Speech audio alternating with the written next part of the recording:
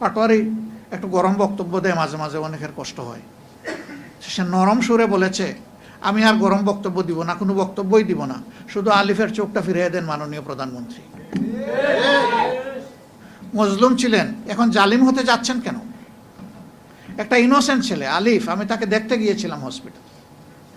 তার মা মানসিকভাবে ভারসাম্যহীন, বাবা অ্যাক্সিডেন্ট করে ওকেজো পড়ে আসেন বিছনায়, একটা মাত্র ভাই, সেও খুব সাউন্ড মনে হলো না।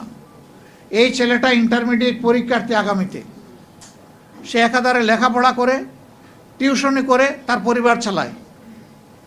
এই ছেলেটাকে রোড দিয়ে পিটিয়ে তার চোখ শেষ করে দিলেন, দুনিয়া দেখার আলোটা নিভাই দিলেন। তো চোখ তো শেষ করেছিল, শেষ হাসি না, আপনারা আবার শুরু করলেন কেন? হ্যাঁ, পাটোয়ারি একটু গরম বক্তব্য দেয়, মাঝে মাঝে অনেকের কষ্ট হয়। সে নরম সুরে বলেছে, আমি আর গরম বক্তব্য দিব না, কোনো বক্তব্যই দিব না, শুধু আলিফের চোখটা ফিরিয়ে দেন মাননীয় প্রধানমন্ত্রী। বাংলা কিউআর, যেখানে নগদ পেমেন্ট সেখানে। সারা দেশে 10 লাখেরও বেশি মার্চেন্টে নগদে পেমেন্ট করুন খুব সহজে। পারবেন?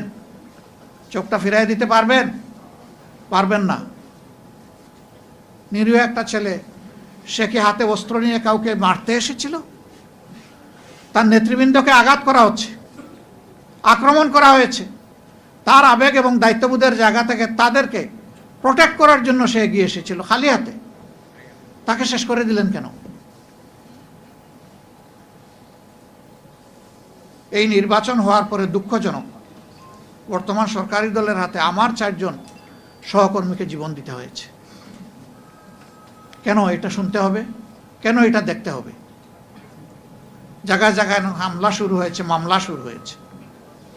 আশ্চর্য!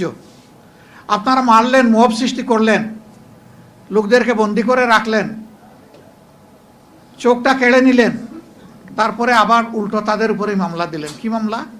যে তারা আইফোন ছিনতাই করেছে। ধন্যবাদ, অন্তত একটা দামি ব্র্যান্ডের ফোনের ব্যাপার বলেছে।